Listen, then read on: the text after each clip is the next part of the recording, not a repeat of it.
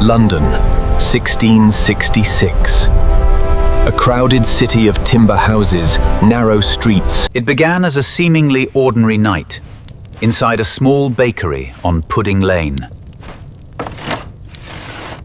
The bakery belonged to Thomas Farriner, a royal baker serving the household of King Charles II. Shortly after midnight, on September 2nd, something went terribly wrong. Flames erupted inside the building, quickly spreading through the dry wooden structure. Farriner and his family escaped through an upper window, but the fire had already begun its deadly journey. London's buildings were packed tightly together, leaving almost no space between one house and the next. Many structures were made from timber, with wooden beams, thatched materials, and highly flammable interiors. And that summer had been unusually dry, leaving the city dangerously prepared for disaster. Strong winds soon pushed the flames from building to building. Within hours, the fire was no longer a local accident. It was becoming an uncontrollable inferno. Residents woke to screams, smoke, and a sky glowing orange above their homes. Thousands rushed to escape, carrying children, belongings, furniture, and anything they could save. But the narrow streets quickly became chaotic and almost impossible to cross. London had no modern fire department, no engines, and no organized emergency response like those we know today. Instead, ordinary citizens formed bucket lines, passing water hand to hand toward the flames. But water alone could not stop a fire spreading this quickly. So authorities turned to a desperate strategy, destroying buildings to create gaps the flames could not cross. Buildings were pulled down, but confusion, fear, and arguments slowed the effort. Meanwhile, the wind continued driving the fire east and west through the heart of London. One of the greatest cities in Europe was being transformed into a landscape of fire and smoke. And this was only the beginning. For 3 terrifying days, London would battle a fire that seemed impossible to stop. By the morning of September 3rd, London was no longer facing a single fire. Flames were spreading across entire neighborhoods. The fire moved with terrifying speed, jumping from rooftop to rooftop as burning embers filled the sky. Many Londoners realized that their homes could not be saved, and survival became their only concern. Carts and wagons crowded the streets as desperate residents tried to move their possessions to safety. Others headed toward the River Thames, hoping the open water would provide protection from the flames. The river became a desperate escape route, filled with boats carrying families, animals, and precious belongings. From the water, witnesses watched their city disappear behind walls of fire. The fire now threatened some of London's most important buildings. Churches, warehouses, homes, shops, and public buildings were all caught in its path. St. Paul's Cathedral stood directly in the danger zone.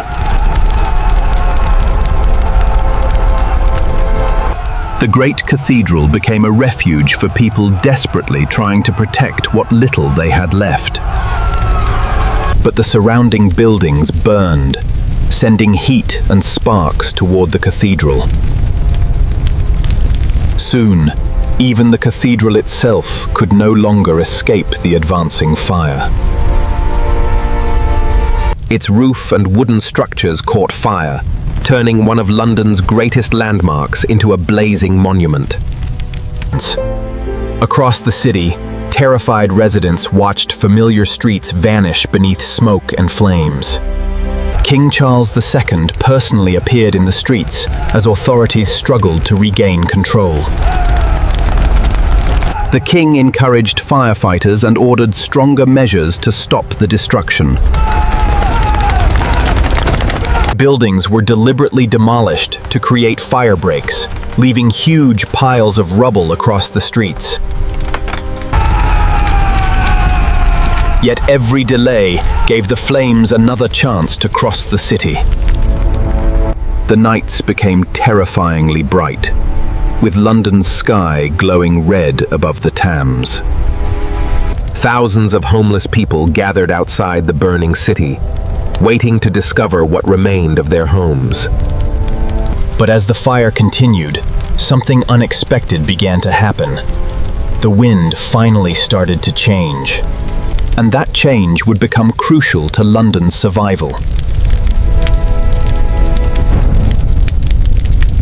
By the morning of September 4th, the wind had weakened, giving London's exhausted defenders a crucial opportunity. Fire breaks were finally becoming effective, slowing the flames before they could reach more neighborhoods. Workers continued tearing down houses, creating wider gaps between the remaining buildings. The once packed streets were becoming fields of rubble, ash, broken timber, and abandoned possessions. Still, isolated fires continued burning across the city. Then, after several terrifying days, the Great Fire finally began to lose its power. By September 5th, the main fire was largely under control. For the survivors, however, the nightmare was far from over. Entire neighborhoods had disappeared, leaving thousands of people without homes. The scale of destruction was enormous, with thousands of houses reduced to ashes.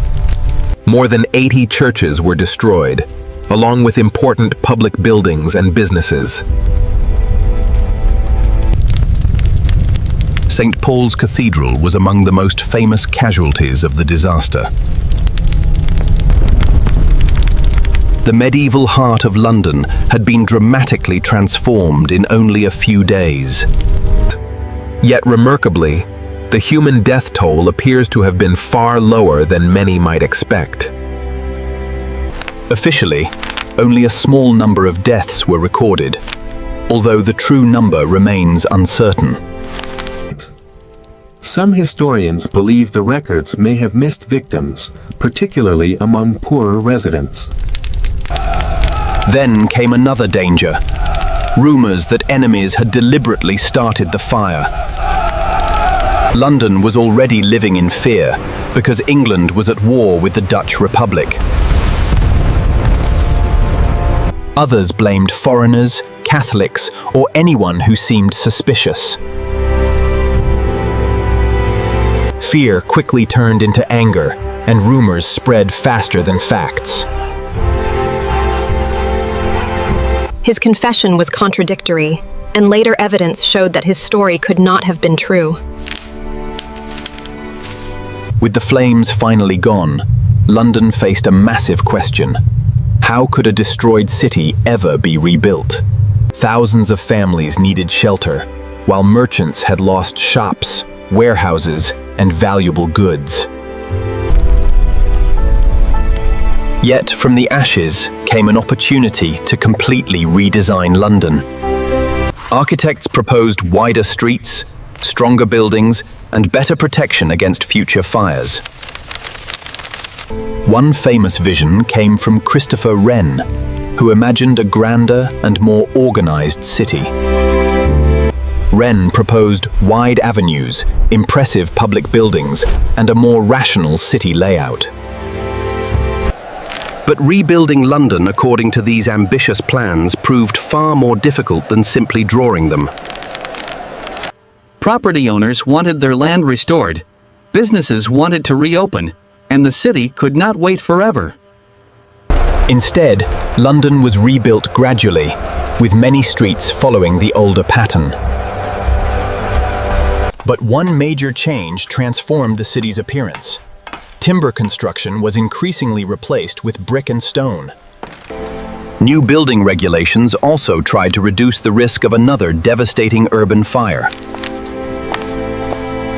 The disaster had revealed just how dangerous London's old wooden architecture could be. And from the destruction rose a new landmark, the magnificent St. Paul's Cathedral we recognize today. Christopher Wren would spend decades designing and rebuilding the cathedral on the site of its predecessor. The new cathedral became one of London's most recognizable symbols of recovery.